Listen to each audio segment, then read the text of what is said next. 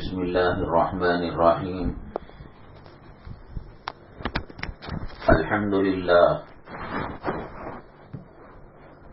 لله نحمده ونستعينه ونستغفره ونؤمن به ونتوكل عليه ونعوذ بالله من شرور أنفسنا ومن سيئات أعمالنا. من يهده الله فلا مضل له ومن يضلله فلا هادي له. ونشهد أن لا إله إلا الله وحده لا شريك له. ونشهد أن سيدنا ومولانا محمدا عبده ورسوله صلى الله عليه وعلى آله وأصحابه وبارك وسلم تسليما كثيرا. أما بعد فأعوذ بالله من الشيطان الرجيم. بسم الله الرحمن الرحيم. إنما يخشى الله من عباده العلماء. قال النبي صلى الله عليه وسلم: خيركم من تعلم القرآن وعلمه، أو كما قال النبي عليه الصلاة والسلام. رب اشرح لي صدري ويسر لي أمري واحلل عقدة من لساني يفقهوا قولي. اللهم صل على سيدنا مولانا محمد في أول كلامنا. اللهم صل على سيدنا مولانا محمد في أوسط كلامنا. اللهم صل على سيدنا مولانا محمد في آخر كلامنا. قابل قدر اسلامی خواتین، اللہ تبارک تعالیٰ نے جن نعمتوں سے ہمیں مالا مال فرمایا، ان میں سب سے بڑی نعمت ایمان اور اسلام کی ہے. کوئی انسان مومن بنتا ہے، مسلمان بنتا ہے، وہ صرف مسلمانوں کے خاندان میں پیدا ہو گیا، اس کی ماں کا نام مسلمان ہے، اس کے باپ کا نام مسلمان ہے، اس کا خاندان مسلمان ہے، اور شادی کے موقع پر مسجد سے قاضی آتا ہے، دفتر لیا جاتا ہے، اور موت کے بعد مسجد سے جنازہ لیا جاتا ہے اور مسلمانوں کے قبرستان میں دفن کیا جاتا ہے. یا یہ کہ راشن کارڈ میں جہاں مذہب کا نام آیا وہاں اسلام لکھ دیا، آدھار کارڈ اور آئی ڈی کارڈ کے اندر مذہب کے نام کی جگہ اسلام لکھ دیا. ایسے لکھنے سے، ایسے ہونے سے کوئی مومن اور مسلمان نہیں ہو جاتا. جب تک اسلام کے اندر مکمل داخل نہیں ہوتے، آدھا تیتر آدھا بٹیر والا قصہ اللہ کے پاس چلے گا نہیں، بلکہ کافروں اور اسلام مسلمان دشمنوں، عیسائیوں، یہودیوں اور نصارہ کے مقابلے میں جو مسلمان آدھا تیتر اور آدھا بٹیر والی زندگی گزارتا ہے، اذان ہوئی، سر پر پلو بھی رکھ لیا، رمضان آیا، سحری افطاری بھی کر لی، شب برات آئی، اس کے اندر جگ بھی لیا، عبادت بھی کر لی، عید آئی، قربانی بھی دے دی، حج کے موقع پر حج بھی کر لیا، عمرہ بھی کر لیا، اور ادھر برتھ ڈے بھی منایا جا رہا ہے، اینیورسری بھی منائی جا رہی ہے، پردے کا خیال بھی نہیں رکھا جا رہا ہے، پنج وقتہ نمازوں کا اہتمام بھی نہیں کیا جا رہا ہے، نہ خود اسلام اور جنت کے راستے پر چلتے ہیں، بلکہ اپنے گھر کے مرد حضرات کو، بچوں کو بھی دین پر نہیں چلاتے، تو کیا شب برات میں جگنے کی وجہ سے ان کو اللہ کے پاس سے مسلمان ہونے کی سرٹیفکیٹ مل جائے گی؟ تو کیا اذان کے وقت سر پر پلو رکھ لینے کی وجہ سے اسلام کی سرٹیفکیٹ مل جائے گی؟ کیا اسلام اور ایمان کا ترجمہ یہی ہے کہ گناہ کے وقت گناہ کر لے اور نیکی کے وقت نیکی کر لے؟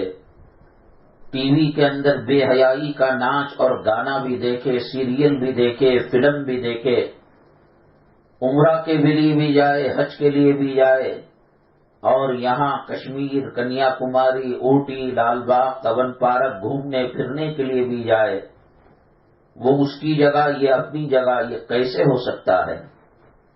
ایک ہی برتن کے اندر زہر بھی ڈالا جائے، چوہے بھی ڈالے جائے، چھپکلی اور سپلک بھی ڈالی جائے، مینڈک بھی ڈالا جائے، اور اسی میں سرمے مچھی کے ٹکڑے ڈال کر سالن بنایا جائے، کیا کوئی انسان اس کو قبول کرے گا؟ ایسے اسکولوں کے اندر جو اسکول اسلام مسلمان دشمن ہیں، بچیوں کو، ننھی منی لڑکیوں کو، جس کا نام فاطمہ ہے، رقیہ ہے، کوثر ہے، شروع ہی سے ایسے اسکرٹ پہنانے کی عادت کی جا رہی ہے، جسم کو نمائش کرنے کی عادت کی جا رہی ہے، اور تنگ اور چست کپڑے پہنانے کی عادت کی جا رہی ہے۔ اگر اس حالت کے اندر ان کا انتقال ہو جائے، موت آ جائے، آپ غور و فکر کریں کہ اللہ کی رحمت کے فرشتے روح نکالیں گے یا عذاب کے فرشتے روح نکالیں گے؟ کہاں یہ دنیا میں چلتا ہے؟ کسی آدمی کو پیاس لگی، گرمی میں سفر کر رہا ہے ریگستان کا، پانی کی قلت تھی، خدا نہ کرے وہ بیوقوف اس نے یہ کام کیا، جو اونٹ تھے، جو گائے بھینس بیل بکری تھی، ان کے پیشاب کو برتن میں گلاس میں ڈالا اور پینے کے صاف ستھرے پانی کو کم ہونے کی وجہ سے 2-1 گھونٹ اس کے اندر ڈالا۔ کیا دنیا اس کو مانے گی کہ یہ پانی ہے اور اس کو پیا جا سکتا ہے، یا ایسا پانی اس سے وضو اور غسل کیا جا سکتا ہے؟ مذہب اسلام آ کر، ویسے تو اسلام دنیا میں جب حضرت سیدنا آدم علی نبینا علیہ الصلوۃ والسلام تشریف لائے، تبھی سے اسلام دنیا میں آ چکا تھا، ایمان آ چکا تھا۔ ایمان اور اسلام کے 2 پارٹ ہیں۔ اس کا پہلا حصہ لا الہ الا اللہ ہے، اور اس کے بعد کا حصہ ہر زمانے میں بدلا جاتا رہا۔ حضرت آدم علیہ الصلوۃ والسلام کے زمانے کے اندر لا الہ الا اللہ، آدم صفی اللہ۔ حضرت نوح علیہ السلام کے زمانے کے اندر لا الہ الا اللہ، نوح نجی اللہ۔ حضرت ابراہیم علیہ السلام کے زمانے میں لا الہ الا اللہ، ابراہیم خلیل اللہ۔ حضرت اسماعیل علیہ السلام کے دور میں لا الہ الا اللہ، اسماعیل ذبیح اللہ۔ حضرت عیسیٰ علیہ السلام کے زمانے میں لا الہ الا اللہ، عیسیٰ روح اللہ۔ اب یہ جو اگلی تختی تھی، ہر پیغمبر کے دور میں، ہر پیغمبر کے زمانے میں احکامات الگ الگ تھے۔ اس وقت اگر کوئی بھائی بہن مسلمان نکاح کرنا چاہے تو حرام ہے، جیسے خنزیر کا کھانا، مرے ہوئے جانور کا کھانا، ٹٹی میں پڑے ہوئے کتے کا کھانا حرام ہے، بھائی بہن کا نکاح کرنا حرام ہے۔ آدم علیہ السلام اور حضرت حوا علیہم الصلوۃ والتسلیم جب دنیا میں تشریف لائے تو نکاح کا سسٹم یہ تھا کہ پہلی مرتبہ جو لڑکا ہوا وہ دوسری مرتبہ کی لڑکی سے نکاح کرے گا، دوسری مرتبہ کی لڑکی، تیسری مرتبہ جو لڑکا پیدا ہوگا، بھائی بہن ہیں، صرف ڈسٹنس ہے، وہ پہلے مرتبہ جنوری میں ہوئے اور یہ دسمبر میں ہوئی ہیں، تو بھائی بہن تھے، ان کا نکاح جائز تھا۔ حضرت یعقوب علیہ الصلوۃ والتسلیم کو حضرت یوسف علیہ السلام، بنیامین اور ان کے بھائیوں نے سجدہ کیا۔ آج سجدہ تعظیمی حرام ہے، کوئی بچہ اپنی ماں کے لیے سجدہ نہیں کر سکتا، کوئی مرید اپنے پیر و مرشد کے لیے سجدہ نہیں کر سکتا۔ بہرحال یہ جو پہلا کلمے کا جز ہے لا الہ الا اللہ، یہ حضرت آدم علیہ الصلوۃ والسلام سے شروع ہو کر سرور کونین آقائے دو عالم میرے اور آپ کے پیغمبر جناب محمد الرسول اللہ صلی اللہ علیہ وسلم تک آیا اور آپ سے لے کر قیامت تک یہ چلے گا. نہ 1400 سال ہو گئے کوئی نیا اسلام نہیں، کوئی نیا دین نہیں. اس کے باوجود پردہ کس کو کہتے ہیں، نماز کا طریقہ کیا ہے، وضو کا طریقہ کیا ہے، یہ جماعت والے بتاتے ہیں. اپنی رودات اور اپنی سفر کی کارگزاری ایسے ایسے دیہات ہیں کہ وہاں ان کے گھروں کے اندر مندر کی بھی فوٹو ہے، گنیشا کی بھی فوٹو ہے، بی بی مریم کی بھی فوٹو ہے، کعبہ کی بھی فوٹو ہے. یہ جماعت والے بیچارے پوچھتے ہیں یہ کیوں؟ تو وہ کہتے ہیں پتہ نہیں ان میں کون بھگوان ہوگا، خدا ہوگا، اس لیے ہم نے تینوں کو سر پر بٹھا رکھا ہے اور آنکھوں کا سرما بنا رکھا ہے اور دل کی راحت کا ذریعہ بنا رکھا ہے. ذرا سا شرک ہوگا اللہ تبارک تعالیٰ مشرک کو ہمیشہ کے لیے جہنم میں ڈال دیں گے. کہنے کا مطلب جگہ جگہ مدرسے ہیں، علماء ہیں، مفتیان کرام ہیں، دعوت کا کام ہو رہا ہے، خانقاہوں کا کام ہو رہا ہے، مدارس کا کام ہو رہا ہے، علماء کا کام ہو رہا ہے. اس کے باوجود آج دین سے بہت دوری ہے. اس میں سب سے بڑی ایک ذمہ داری حضرت عمر الخطاب رضی اللہ تعالیٰ عنہ کے زمانے میں جو واقعہ پیش آیا، اس واقعے کے آئینے میں ہمارا قصور سمجھ میں آتا ہے. ایک باپ لڑکے کا حضرت عمر الخطاب رضی اللہ تعالیٰ عنہ کے پاس گیا اور جا کر شکایت کی کہ میرا بیٹا میری قدر نہیں کرتا، میری عزت نہیں کرتا. باپ تو جنت کا دروازہ ہے اور ماں کے قدموں کے نیچے جنت ہے، لیکن کچھ بھی نہیں عزت دیتا مجھے. حضرت عمر الخطاب رضی اللہ تعالیٰ عنہ ناراض ہوئے اور کہا بلا کر لاؤ اس بچے کو، میں سمجھاؤں گا. تو بلا کر لایا گیا. حضرت عمر الخطاب رضی اللہ تعالیٰ عنہ نے فرمایا بیٹے کیا تمہیں معلوم نہیں کہ باپ کا مقام کیا ہے اور باپ کا درجہ کیا ہے اور باپ کی فضیلت کیا ہے؟ وہ بچہ بہت چالاک تھا، دیندار تھا. اس نے کہا کہ حضرت یہ بتائیے کہ صرف باپ کی عزت اپنی جگہ ہے یا باپ کی بھی کچھ ذمہ داری ہے کہ بیٹے کو کیا تربیت کرے، کیا نام رکھے، کون سے راستے پر چلائے؟ حضرت عمر الخطاب رضی اللہ تعالیٰ عنہ نے کہا بہت بڑی ذمہ داری ہے، بہت بڑی ذمہ داری ہے. پیدا تو جانور بھی اپنے بچوں کو کر دیتا ہے، پرندے بھی کر دیتے ہیں، لیکن اسلام کے راستے پر چلانا، صراط مستقیم پر چلانا، جہنم کے راستے پر چلنے سے روکنا اور جنت کے راستے پر چلانا، یہ ماں باپ کی ذمہ داری ہے. اللہ کے نبی جناب محمد الرسول اللہ صلی اللہ علیہ وسلم نے ارشاد فرمایا کلکم راعٍ وکلکم مسئول عن رعیتہ، تم میں کا ہر آدمی ذمہ دار ہے اور اس کو اس کی ذمہ داری کے بارے میں پوچھا جائے گا. استاد صرف پیمنٹ لیتا رہا، ٹیوشن پڑھانے والا تنخواہ لیتا رہا، لیکن اس نے شاگردوں کو پڑھایا نہیں، اللہ کے یہاں پوچھا جائے گا.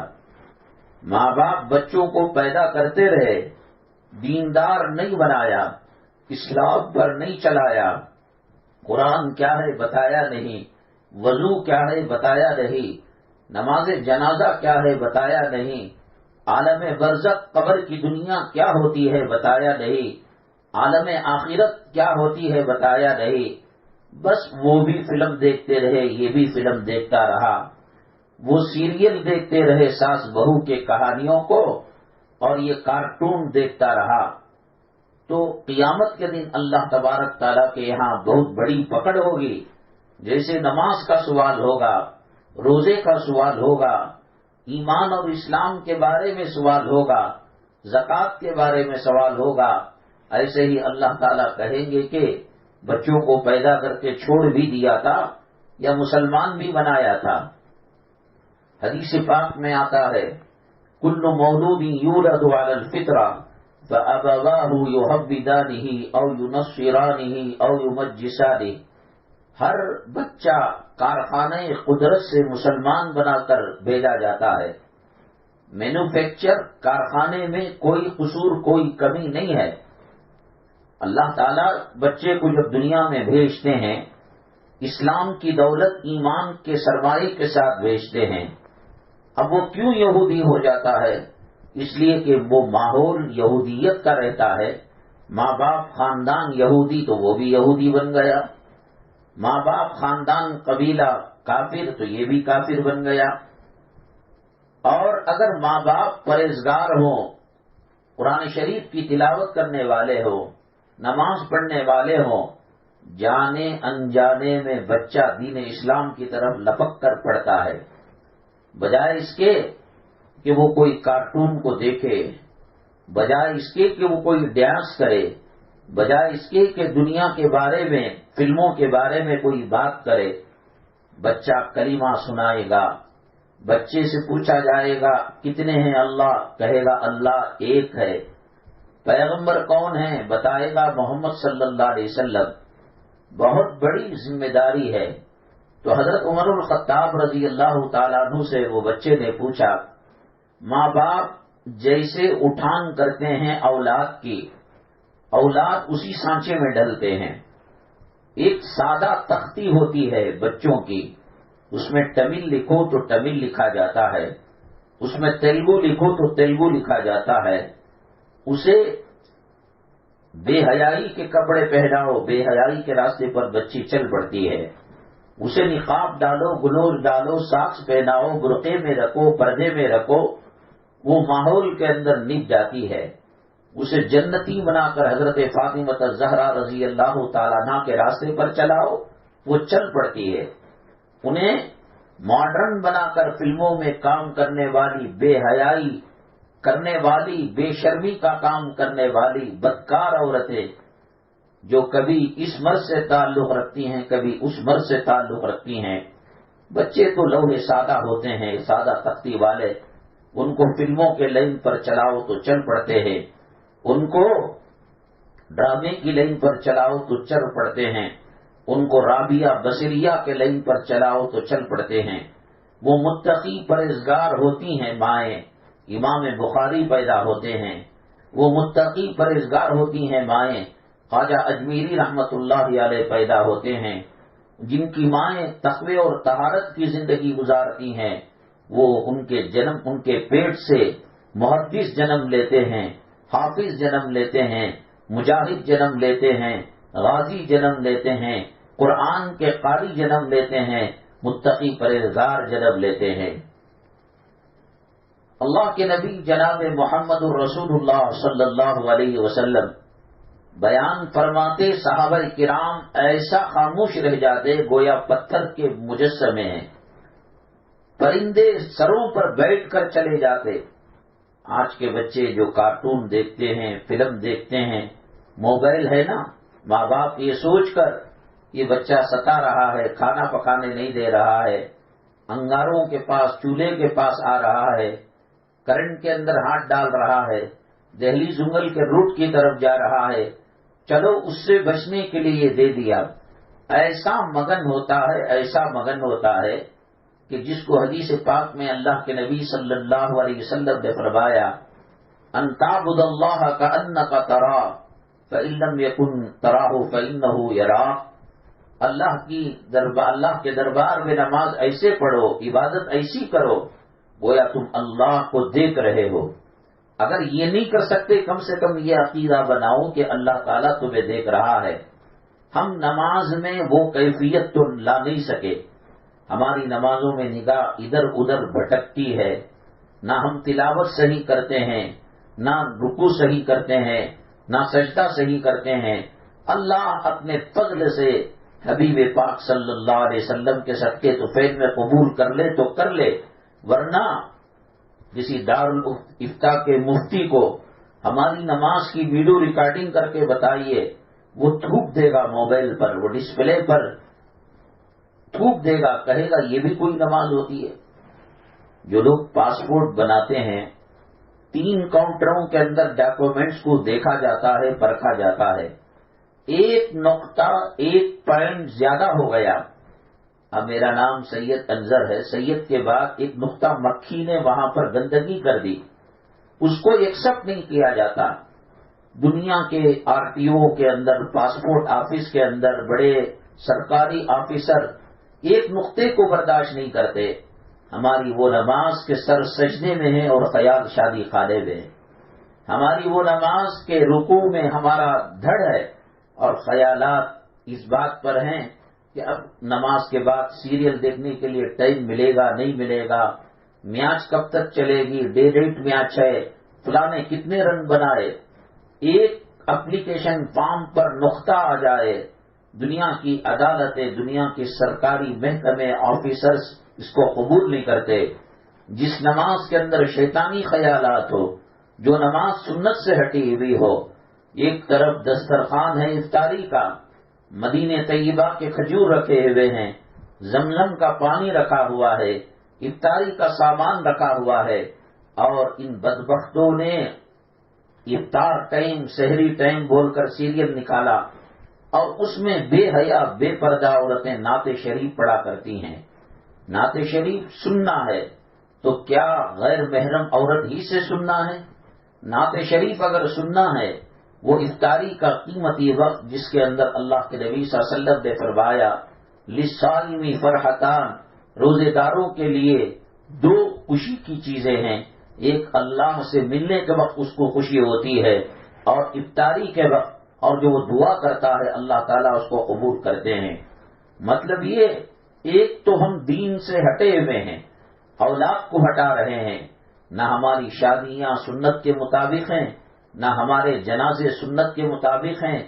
اللہ ہی رحم کرے تو کچھ بچ سکتے ہیں، وہ رحمان ہے، وہ رحیم ہے، وہ کریم ہے، وہ داتا ہے، وہ سخی ہے، وہ رسول اللہ صلی اللہ علیہ وسلم سے بے پناہ محبت کرنے والا ہے۔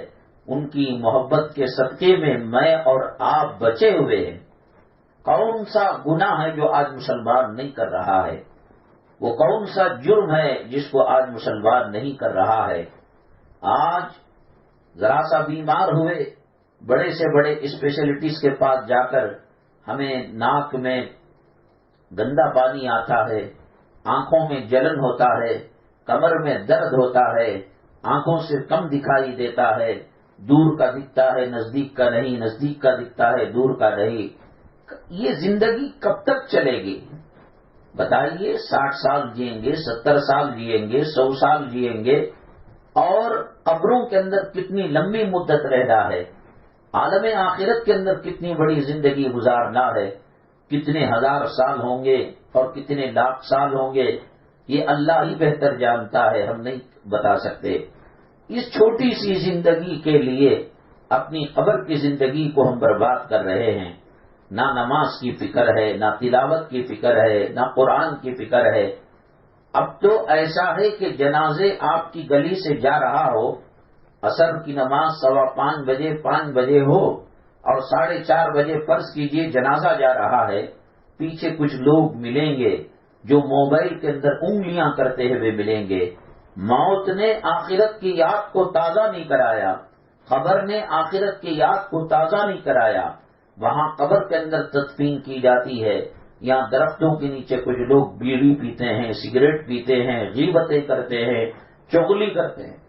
جو قبروں کے منظر کو دیکھ کر اپنی زندگی نہ بدلے، جو جنازے کو دیکھ کر اپنی زندگی نہ بدلے، جو کروڑ پتی اور جو ارب پتی، جو کھرب پتی، جو بلڈنگوں پر ناز کرتا تھا، امپورٹڈ کار میں جاتا تھا، اور دولتوں کی اور سونے چاندی کی بہتات تھی اس کی عورتوں کے پاس، آج بے سر و سامان سکندر کی طرح، سکندر پوری دنیا میں حکومت کی، اور جب مرا تو اس نے کہا کہ کفن کے باہر میرے ہاتھوں کو رکھ دینا۔ لوگوں نے کہا کہ بادشاہ جہاں پناہ، اس طریقے سے کرنا سنت کے خلاف ہے۔ کہا کہ معلوم ہے، لیکن اس سے بڑا میسج اور پیغام میں قوم و ملت کو دینا چاہتا ہوں۔ جس سکندر نے پوری دنیا پر حکومت کی، دنیا میں آیا تھا تو خالی ہاتھ آیا تھا، اور دنیا سے جا رہا ہے تو خالی ہاتھ جا رہا ہے۔ کیا ہمارے گھروں کے واش روم کے اندر، غسل خانوں کے اندر ٹوتھ پیسٹ اور برش کی تعداد زیادہ ہے یا مسواک بھی وہاں رکھا ہوا ہے؟ کتنے گھروں کے اندر مسواک نظر آتا ہے؟ کتنے گھروں کے اندر پردے نظر آتے ہیں؟ کتنے گھروں میں آنے والے مہمانوں کے لیے وضو اور جانماز کا انتظام ہے؟ پرانی ساڑیاں، پرانے چندیاں، بتیاں اٹھا کر اسے فولڈ کر کر نماز پڑھا جاتا ہے، اور شادی کے لیے جو جہیز دیا جاتا ہے اس کی پرچیسنگ اور اس کی خریداری دلی میں، آگرہ میں، حیدرآباد میں، بڑے بڑے شہروں میں کی جاتی ہے۔ مطلب یہ کہ ہمیں دین سے کوئی لینا دینا نہیں، فکر ہے عمارت بنانے کی، بلڈنگ بنانے کی۔ کیا ہم نے سبق حاصل کیا؟ 1400 سال ہو گئے اسلام کو دنیا میں آئے ہوئے، آج کتنے لوگوں کا کلمہ طیبہ صحیح ہے؟ کتنے لوگ فجر کی نماز پڑھتے ہیں؟ نماز چھوڑنا دور کی بات ہے، نماز کو وقت سے ٹلا کر دوسرے وقت نماز پڑھنے پر، جیسے یہ خاتون فجر کی نماز پڑھا کرتی تھی لیکن غسل واجب ہو گیا، کرنٹ چلا گیا اور ٹھنڈا پانی ہے، وہ ٹلا کر وقت چولہے میں گرم کر کر پانی نہانے کے بجائے یہ سوچ کر کہ ساس کے سامنے شرمندگی ہو رہی ہے، بچوں کے سامنے شرمندگی ہو رہی ہے، دھوپ نکلنے کے بعد اس نے غسل کیا، یاد کیا کہ آج فجر کی نماز چھوٹ گئی، جو ادا بھی کر رہی ہے۔ جو مرد سو گیا اور کارخانہ اور دکان آفس جانے سے پہلے فجر کی نماز پڑھ کر جا رہا ہے، نماز کو اپنے وقت پر نہ پڑھنے کی وجہ سے 2,80,06,00,000 برس جہنم میں جلنا پڑے گا۔ 2,80,06,00,000 ایک سیکنڈ آپ جہنم کے انگاروں کو مذاق بنا رکھا ہے مسلمانوں نے، سمجھتے ہیں کہ اللہ نام کی کوئی چیز نہیں ہے۔ پولیس کا ڈر ہے، ملٹری کا ڈر ہے، جیل کا ڈر ہے، اور گھر میں کرنٹ چلا جائے مچھروں کا ڈر ہے۔ کتنی خواتین ہیں جو چپکلی اور سپلک سے ڈرتی ہیں، کیڑے مکوڑوں سے ڈرتی ہیں۔ میں نے بتایا قبر ایک کالی گڑھا ہوتا ہے، اور جب مسلمان گالی دیتا ہے تو ایک بچھو قبر میں پیدا ہوتا ہے، نماز چھوڑتا ہے تو ایک اژدھا پیدا ہوتا ہے۔ خدا نہ کرے آج تو اللہ تبارک تعالیٰ دکھا رہے ہیں قبروں کے مناظر کو۔ پڑوس ملک کے اندر سیلاب آیا، قبریں اکھڑ گئی، اس میں ایک ماں بیٹی کی قبر تھی، اس سے خوشبو آنے لگی، سارے مدرسے والے گاؤں والے پریشان ہو گئے، کہاں سے خوشبو آ رہی ہے؟ ارے وہ بہت دور کی بات، وہاں کا ویزا حاصل کرنا، ٹکٹ لینا، جا کر دیکھنا۔ یہاں بنشنگری کی مکہ مسجد میں ہم خطابت کر رہے تھے، وہاں قبرستان ہے اور وہاں ٹوائلٹ جہاں بچوں کے مدرسے کے لیے مصلیوں کے لیے بنایا گیا، تو ہم جب اعتکاف میں ہوتے وہاں جاتے، رونے کی آواز، چیخنے چلانے، ایمان ہمارا اسلام تو غیب پر ہے، اللہ تبارک تعالیٰ دکھا رہا ہے، بچ نہیں سکتے۔ دنیا میں مصیبت آئی، خاتون نے مرد کا سہارا لے لیا، مرد نے بیوی کا سہارا لے لیا، اولاد نے ماں باپ کا سہارا لے لیا، ماں باپ نے اولاد کا سہارا لے لیا، قبر میں کون ساتھ دے گا؟ میں تو یہ کہا کرتا ہوں کہ سام کا آنا، بچھو کا آنا، اژدوں کا آنا، قبر کے کیڑے مکوڑوں کا ہونا، قبر کی تاریکی کا ہونا، قبر وحشت کا گھر ہونا، یہ سب چیزیں چھوڑ کر عذاب نہ ہو کر صرف اللہ اس قبر میں اندھیرے میں گڑھے میں زندہ کر دے، کتنے دن جی سکتے ہیں؟ قبر برحق ہے، 40 قدم پر بلال قبرستان ہے، جاؤ پوچھو سوال کرو۔ کتنی لڑکیاں ناز و نخرے کی زندگی گزارا کرتی تھی، قیمتی امپورٹڈ شیمپوؤں سے دھو کر اپنے سروں کے بالوں کو بالکونی کے اندر سکھایا کرتی تھی، عطر اور پرفیوم استعمال کر کر گلی سے جب گزرتی تھی، گلی کے لڑکے اور وہاں کے گھرانے والے اش اش کر کے رہ جاتے تھے۔ آج ان کے سروں سے چوٹی الگ ہو چکی ہے، آج ان کا گوشت ہڈیوں سے الگ ہو چکا ہے، آج ان کی دنیا ویران ہو چکی ہے۔ کل بیمار ہوتے 100 آدمی دیکھنے کے لیے آتے، کل بھوکے ہوتے کھانا کھلایا جاتا۔ حضرت حسن بصری رحمت اللہ علیہ فرماتے ہیں، میرے گھر کے سامنے سے ایک جنازہ گیا، جنازے جاتے رہتے ہیں لیکن اس میں عجیب بات یہ تھی کہ ایک 7 یا 9 سالہ بچی زارو قطار روتی ہوئی جا رہی تھی. بچی تو بے شعور ہوتی ہے، ان کو اتنا احساس نہیں ہوتا کہ موت کیا ہوتی ہے، مرنا کیا ہوتا ہے، جنازہ کیا ہوتا ہے، قبرستان کس کو کہتے ہیں.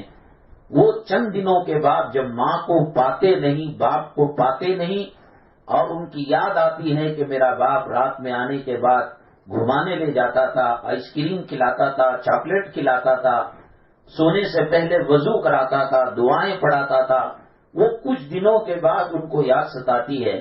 لیکن یہ بچی بڑی سیانی تھی، بڑی چالاک تھی، ہوشیار تھی، دم پکڑ کر رو رہی تھی. حضرت حسن بصری رحمت اللہ علیہ فرماتے ہیں میں نے اس جنازے کا اور اس بچی کا پیچھا کیا، یہ کہاں جائیں گے، کیا بھائی جائیں گے قبرستان، کہاں جا ودھان سبھا تو نہیں جائیں گے، دلی کی پارلیمنٹ ہاؤس تو نہیں جائیں گے، سپریم کورٹ جا کر اللہ سے شکوہ نہیں کریں گے، کیوں اس کو بلا لیا. موت برحق ہے، اس نے پیغمبروں کو، ولیوں کو، خطبوں کو، عمر والوں کو، کم عمر والوں کو، مردوں کو، عورتوں کو، امیروں کو، غریبوں کو، کس کو چھوڑا ہے.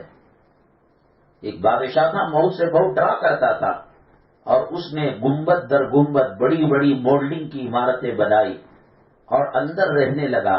کھانا چیک اپ ہو کر آتا تھا کہ اس کے اندر کوئی زہر تو نہیں، کوئی ایسی چیز تو نہیں کہ جس کو کھا کر انسان مر جائے. ایک مکڑی وہاں سے گزری اور اس کا پنجہ پاؤں کا اس کے اوپر پڑ گیا.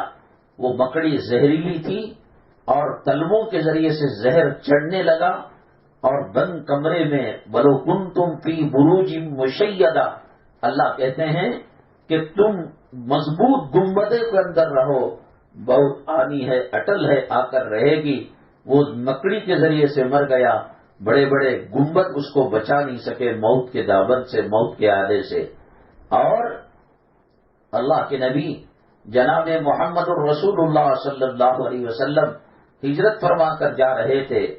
سراقہ جو اللہ کے نبی صلی اللہ علیہ وسلم کا دشمن تھا، اس نے کہا کہ محمد صلی اللہ علیہ وسلم کو جو زندہ یا شہید ہوئے مری ہوئی حالت میں لائیں گے، اتنے لال اونٹ اس کو انعام دیا جائے گا. وہ عرب کے لوگ بڑے ماہر تھے، چالاک تھے، نقش قدم سے پہچان لیتے تھے کہ یہاں سے کون آدمی گیا ہے، مرد گیا ہے، عورت گئی ہے، جانور گیا ہے. زمین پر جب چلتے ہیں مٹی میں اس کے نقش پڑتے ہیں.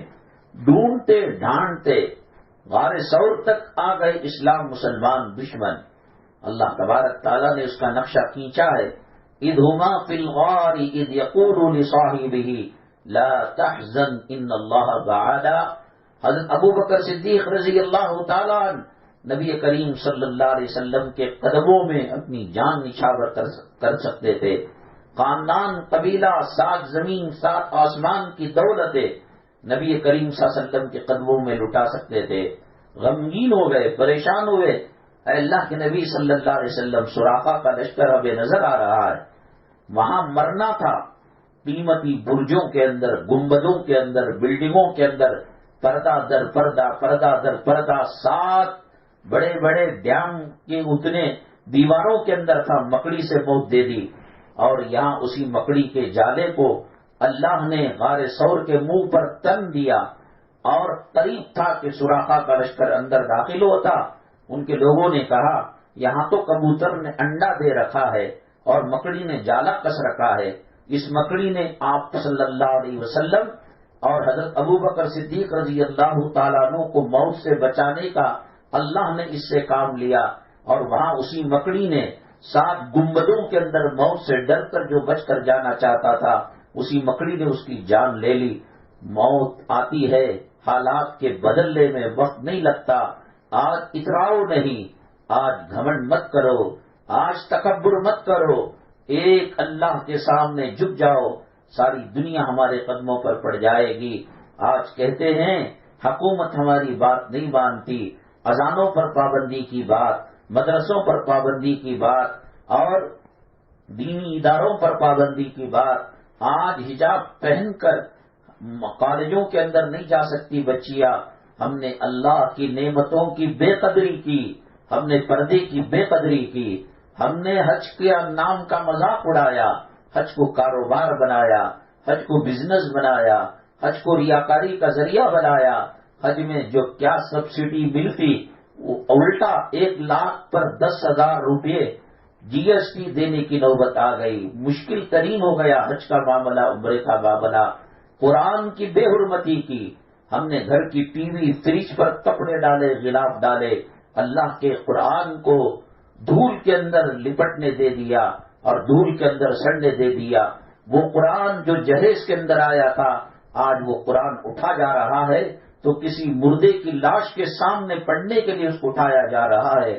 پردے کی بے عزتی کی، اذان ہو رہی تھی، ہماری ٹی وی بند نہیں ہوئی، ہمارا گانا بجانا بند نہیں ہوا، ہمارا میوزک سسٹم، ہمارا ہوم تھیٹر بند نہیں ہوا، اللہ نے پابندی لگا دی۔ آج اگر نماز کی بے قدری کرو گے، آج اگر ایمان و اسلام کی بے قدری کرو گے، آج اگر دینی مجالس علماء کی محفلوں سے بے قدری کرو گے، وہ دن دور نہیں کہیں اللہ تبارک تعالیٰ یہ نعمتیں بھی نہ چھین لے۔ اندلس اور اسپین 800 سال تک ہندوستان کی طرح وہاں مسلم حکمران حکومت کرتے تھے اور وہاں مسلم بادشاہ حکومت کیا کرتے تھے۔ 800 سال کے بعد جب عیسائی اس ملک کے حکمران بنے، جہازوں کے اندر لاد لاد کر مسلمانوں کو سمندر میں ڈھکیل دیا گیا اور سمندر کے اندر مرنے کے لیے چھوڑ دیا گیا، ڈوب کر مرنے کے لیے۔ ماں کے سامنے بچہ ڈوبتا تھا، اولاد کے سامنے ماں باپ کو ڈبایا جاتا تھا۔ اسلام کی ناقدری کی، اذان کی عزت نہیں کی، علماء کی عزت نہیں کی، قرآن کی عزت نہیں کی۔ ناچنے گانے والوں کی عزت ہے، شراب پینے والوں کی عزت ہے۔ کوئی ایم ایل اے آ جائے، ایم پی آ جائے، مسلمان قریب میں کھڑے ہو کر سیلفی لیتا ہے۔ ایک مؤذن جو ہمیں ٹھنڈی رات کے اندر پیغام دیتا ہے، الصلاۃ خیر من النوم، نماز نیند سے بہتر ہے، آج اس کی کوئی عزت نہیں۔ مرے ہوئے انسان جس کے کپڑوں سے پیشاب نکل چکا ہے اور جس کے پاخانے کی جگہ سے گندگی نکل چکی ہے، آج مؤذن کا کام یہی ہے کہ اس کو 200-400 روپے دے کر مرے ہوئے انسانوں کی گندگی کو صاف کرنے کے لیے لگایا جائے۔ کیا عزت دی ہم نے اس انسان کو جس کے سینے میں اللہ نے کلام پاک کی 6666 آیتیں رکھی؟ کیا عزت دی ہم نے نبی کے وارث، نبی کے جانشین اور نبی کے نائبین حضرات علماء کرام کی کیا عزت دی؟ کیا کبھی کسی شادی میں یاد کیا؟ کیا کبھی کسی کھانے میں یاد کیا؟ بچی وواہ کر کر، نکاح کر کر، شادی کر کر جب چلی جاتی ہے، کئی دنوں تک اس کی یاد آنکھوں سے آنسو رلاتی ہے اور اس کے پسند کا کھانا فرنی پکتی ہے، چکن کباب بنتا ہے۔ اللہ میری بچی کو خوش رکھ، غریب گھرانے کے اندر بیاہی گئی، اگر ہمارا بس چلتا ہم جو ہے اس کھانے کو وہاں پہنچا دیتے۔ کون سے امام کو، جو امام آج بچوں کے پیدا ہونے کے بعد کان کے اندر اللہ کی تکبیر، اللہ کی تحمید، نبی کریم صلی اللہ علیہ وسلم کے درود کے نغمے گھولتا ہے، وہ اذان سیدھے کان میں دیتا ہے، وہ اقامت بائیں کان کے اندر دیتا ہے، کہاں ہم نے یاد کیا؟ جب اچھا پکتا ہے، اچھا بنتا ہے، کون کل نماز جنازہ پڑھائے گا؟ کون سے فلم کا ہیرو آئے گا؟ کون سے فلم کے ہیروئن گھر کے اجڑ جانے کے بعد گھر کے نان نفقے کے لیے، چولہے کو جلانے کے لیے، پیٹ کی آگ کو ٹھنڈا کرنے کے لیے، مجھے بتاؤ کون کام آ رہے ہیں؟ وہ پیغمبر صلی اللہ علیہ وسلم قبر میں ہماری لاش رکھے جانے کے بعد 3 سوال ہوتے ہیں۔ من رجل بعث فیکم، کون آدمی ہے جو تمہارے درمیان پیغمبر بنا کر بھیجا گیا؟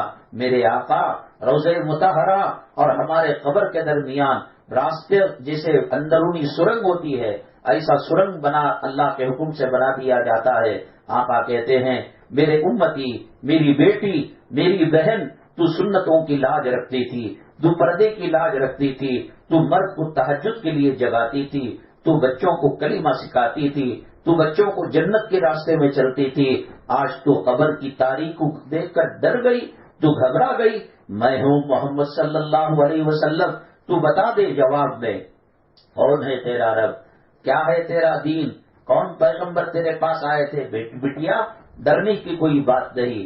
جنہوں نے فلمی راستے کو اپنایا، ماڈرن لائف کو اپنایا، بے حیائی کی زندگی کو اپنایا، بلاؤ اپنے آقاؤں کو، بلاؤ اپنے ہیروؤں کو، بلاؤ اپنے ہیروئن کو، بتاؤ کتنی خبروں کے اندر یہ فلم میں کام کرنے والے یہ سیاسی ہلچل مچانے والے جب چلتے ہیں، زندہ باد مرد آباد کے نعرے لگتے ہیں، کون ایم ایل اے قبر میں اترتا ہے، کون ایم پی قبر میں اترتا ہے، کون ارب پتی کروڑ پتی قبر میں اترتا ہے، تنہا آئے تھے، تنہا جانا پڑے گا۔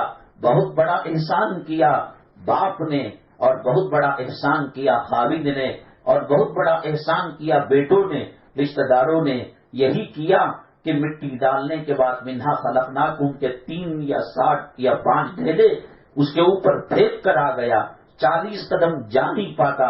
یہاں منکر نکیر تشریف لا لیے، اور قبر کی گھانٹی، کفن کی گھانٹی کھلی ہوئی تھی، اور چہرے کو کھول کر پوچھا من ربو کا، تیرا رب کون ہے؟ یہ نہیں پوچھا جائے گا ہندوستان پاکستان کی میچ کا ریکارڈ کیا ہے، کس نے کتنے وکٹ لیے، کون سے ہیروئن کے کتنے ہیرو سے چکر ہیں، میری ماں کس طرف جا رہی ہے، کس طرف تو زندگی گزار رہی ہے، قرآن رہتے ہوئے، حدیث رہتے ہوئے، آقا کا طریقہ رہتے ہوئے، جنت کا راستہ دکھتے ہوئے، آنکھیں موم کر آنکھوں پر پردہ ڈال کر کب تک چلے گی، اور کب تک یہ سب ساتھ آئیں گے؟ بہادر شاہ ظفر ہو، ٹیپو سلطان شہید ہو، ابراہیم لودھی ہو، مغلیہ خاندان ہو، میری ماں اگر یہ بات غلط ہو، قیامت کے دن میرا دامن پکڑ لینا۔ او مولانا صاحب، آخرت کی یاد تازہ کرانے کے لیے آپ کو بلایا گیا تھا، قرآن کی باتیں بتانے کے لیے آپ کو بلایا گیا تھا، سنت کی باتیں بتانے کے لیے آپ کو بلایا گیا تھا، آپ تو غلط کہہ کر چلے گئے۔ آؤ، اگر اسباب نے سہولت دی، انگلی پکڑ کر بتاؤں گا، یہ وہ بڑے بڑے بادشاہ جنہوں نے تاج محل کو بنایا، لال قلعے کو بنایا، اور کروڑوں کی عمارتوں کو، بھول بھلیاں کو بنایا، فتح پور سکری کے قلعے کو بنایا، اور دنیا کا سب سے بڑا دروازہ بنایا، میری ماں اللہ کی عزت و جلالت کی قسم، آج ان کی نسلیں تنگ و تاریک گھروں کے اندر بھیک منگنے کی زندگی کی گزار رہی ہے، فقیرانہ زندگی گزار رہی ہیں۔ کل جو شاہانہ بن کر بڑے محلوں کے اندر جن کے آبا اجداد فخر کیا کرتے تھے، اور انہوں نے ایک جھوٹی جنت کو بنا رکھا تھا اور ایک شداد کی جنت کو بنا رکھا تھا، آج ان کی نسلیں روٹی مانگ کر کھا رہی ہیں۔ ملکہ نور جہاں، جہانگیر جو بادشاہ تھا اس کی بیوی تھی، پنجاب کے علاقے میں رہنے والے تھے۔ ملکہ نور جہاں کا حسن، ملکہ نور جہاں، آپ کیا میک اپ کریں گے؟ آج تو آرٹیفیشل میک اپ ہے، آج تو آرٹیفیشل بیوٹی پارلر کے اندر جا کر دلہن سنورتی ہے۔ ایک غسل کے پانی سے، ایک گرم پانی سے، ایک ہواؤں کے تھپیڑوں سے انسان کی بد شکلی اور اس کے اندر کا سیاہ رنگ اور اس کے اندر کی حیوانیت سب کچھ نظر آ جاتی ہے۔ وہ زمانہ میک اپ کا زمانہ نہیں تھا، وہ زمانہ بیوٹی پارلر کا زمانہ نہیں تھا جب جہانگیر ہندوستان کے اندر تشریف لائے، اور ان کی بیگم ملکہ نور جہاں 70 پر 8 سال کی عمر میں ایسے لگتی تھی گویا 12 سال اور 13 سال کی کماری لڑکی ہو۔ اس کے سامنے چاند بے نور ہو جاتا تھا، اس کے سامنے ستارے چمکنا دبکنا چھوڑ دیتے تھے، اس کے سامنے پھول کی کلیاں اور پنکھڑیاں شرمندہ ہو جاتی تھی۔ میری ماں، آج اس کا انجام یہ ہوا کہ پنجاب کے اندر راجہ رنجیت سنگھ جب بادشاہ بنا اور راجہ بنا، اس کے دل کے اندر اسلام اور مسلمانوں کی بڑی دشمنی تھی۔ ہندوستان کے اندر جتنے قلعے مسلمانوں نے بنائے اور بڑے بڑے محل بنائے، اس میں سونا لگایا تھا، اس میں چاندی لگائی تھی، اس میں قیمتی جواہرات اور پتھر کو لگایا تھا، وہ سب اکھاڑ کر وہ لے کر گیا جہانگیر، وہ راجہ رنجیت سنگھ، اور ہوتے ہوتے یہ ملکہ نور جہاں جس کے خوبصورتی کے لوگ قسم کھایا کرتے تھے، اور جب وہ کسی گلی سے ہو کر گزرتی تو بڑے بڑے حسینائیں اش اش کرتی رہتی، تو اس کو ڈاؤٹ تھا کہ اس نے مرنے سے پہلے 4 سال میں ایک قلعہ بنایا اور کہا کہ میری تدفین یہاں ہوگی، اور قلعے کے ہر دروازے پر واچمین ہوگا، نگہبان ہوگا، اور اس نے اس کو لگا دیا۔ بہت خوبصورت محل ہے، میرے خیال میں بنگلور کا ارب پتی کھرب پتی دنیا کا اپنا گھر ایسا نہیں بنا پائے گا جیسا ملکہ نور جہاں نے اپنی قبر کی جگہ بنائی تھی۔ چنانچہ اس نے چھت کے اندر ایک اکوڑا، ایک رنگ گاڑ دیا، اور موٹی سنکل جس کو دنیا کی کوئی طاقت بہت مشکل سے توڑ سکتی تھی، وہ سنکل کے اندر ایک تابوت بنایا اور وصیت کی کہ میرے مرنے کے بعد اس تابوت کے اندر تدفین کے لیے دفن کرنے کے لیے لاش کو رکھ کر قبر کے تہ خانے میں اوپر، جیسے تاج محل کے اندر شاہ جہاں کی اور اس کی بیگم کی ممتاز محل کا مجسمہ قبر ہے، حقیقت میں قبر نہیں، قبر تہ خانے میں ہوتی ہے، قبر زمین میں ہوتی ہے، ایسے ہی اس نے آرٹیفیشل قبر بنائی اور حقیقی قبر اس نے زمین کے اندر رکھی۔ راجہ رنجیت سنگھ اسلام مسلمانوں کا کٹر دشمن تھا، جس نے بڑے بڑے قلعوں کے جو گنبد کے اوپر کلش تھے سونے کے چاندی کے اکھاڑ لیا تھا، ملک نور جہاں کے قبرستان کی طرف اور قبر کی جگہ کی طرف رخ کیا اور دیکھا کہ تابوت کے اندر زمین کے اندر دفن کیا گیا ہے۔ اس نے کولی والوں کو کہا کھودنے کے لیے اور کھود کر لاشا نکالا گیا، تابوت نکالا گیا۔ میری ماں جو اچھی زندگی گزارتے ہیں، اللہ مرنے کے بعد ان کی حفاظت کرتے ہیں، اللہ مرنے کے بعد ان کے قبروں کے اندر جنت کی کھڑکی کو کھولتے ہیں۔ اللہ مرنے کے بعد جیسے پڑوس ملک کے قبرستان سے جب سیلاب کی وجہ سے مٹی ہٹی تو جنت کے ماحول کو سب نے آنکھوں سے دیکھا، اللہ وہ کام کیا کرتے ہیں۔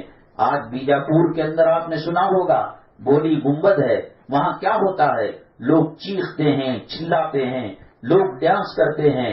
وہ اصل میں اس وقت کے بادشاہ کی ایک ناچنے والی لڑکی تھی، کنیز تھی، باندھی تھی، بادشاہ اس سے بہت محبت کیا کرتا تھا، تو مرنے کے بعد اس کی خبر وہی بنائی گئی۔ اس بولی گنبد گول گنبد کی خاصیت یہ ہے کہ ایک جگہ پر دیوار پر مارا جائے تو دوسری جگہ وہ بات سنائی دیتی ہے۔ زندگی بھر ناچتی رہی، طبلے کے اور جو ہے موسیقی کے دھنوں پر اپنے جسم کی نمائش کرتی رہی۔ اللہ نے کہا اب قیامت تک لوگ تیری قبر پر آ کر چیخیں گے، چلائیں گے۔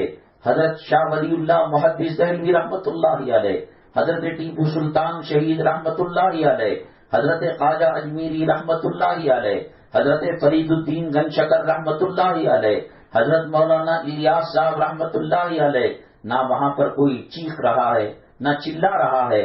ارے آؤ آؤ میں دکھاتا ہوں کہ ضامن شہید رحمت اللہ علیہ قبر کے اندر دفن کر دیا گیا۔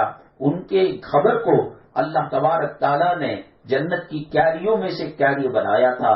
جو ناچتے تھے آج ان کے قبروں پر ناچ گانا ہو رہا ہے، جو عیاشی کرتے تھے ملک نور جہاں کی جہاں قبر ہے پنجاب کے اندر، آجو باجو بہت بڑا پارک ہے، وہاں لڑکے لڑکیاں لورس محبت کرنے والے گندے کام کرتے ہیں۔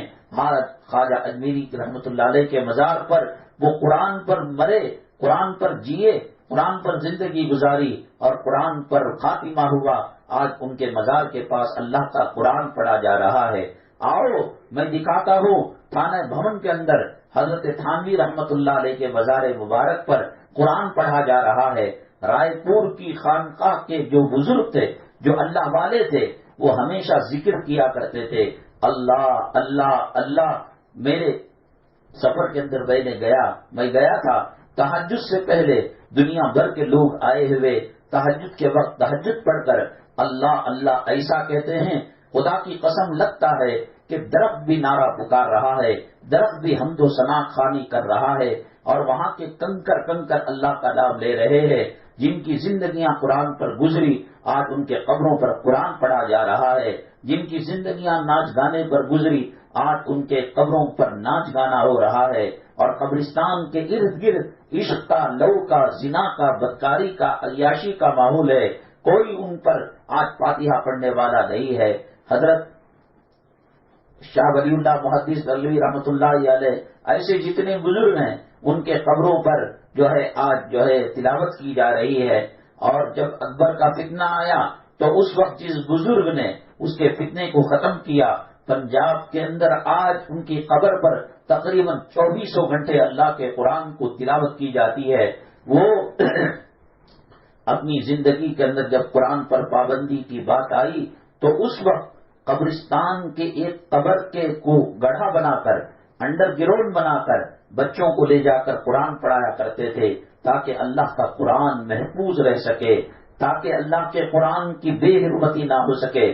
بادشاہ جس کو دیکھتا کہ قرآن شریف پڑھایا جا رہا ہے اس کو سولی پر لٹکا دیتا تھا۔ ایسے موقع پر انہوں نے قرآن کو قبر کے راستے سے انڈر گراؤنڈ کے اندر محل بنا کر کمرہ بنا کر چراغ جلا کر بچوں کو قرآن پڑھایا کرتے تھے. آج رات کی سیکورٹی کی وجہ سے تالے لگ جاتے ہو، لیکن تہجد سے لے کر غروب آفتاب تک 24 گھنٹے وہاں اللہ کا قرآن پڑھا جاتا ہے. اور علماء اور حفاظ نے بتایا کہ ان کی قبر پر جو قرآن پڑھتا ہے وہ بھولا ہوا یاد آ جاتا ہے، اس کا حفظ مضبوط ہو جاتا ہے. جنہوں نے اپنی زندگی قوم و ملت کے لیے، اسلام کی سربلندی کے لیے جام شہادت نوش کیا، وہ بھی بیوی کی غلامی میں زندگی گزار سکتے تھے. وہ بھی بچوں کے پیار و محبت میں رہ کر انگریزوں سے کمپرومائز اور مصالحت کر سکتے تھے. ضامن شہید رحمت اللہ علیہ سب کچھ قربان کر دیا. آج ان کے قبر کے سرانے بہت دنوں تک ایک جامن کا درخت تھا.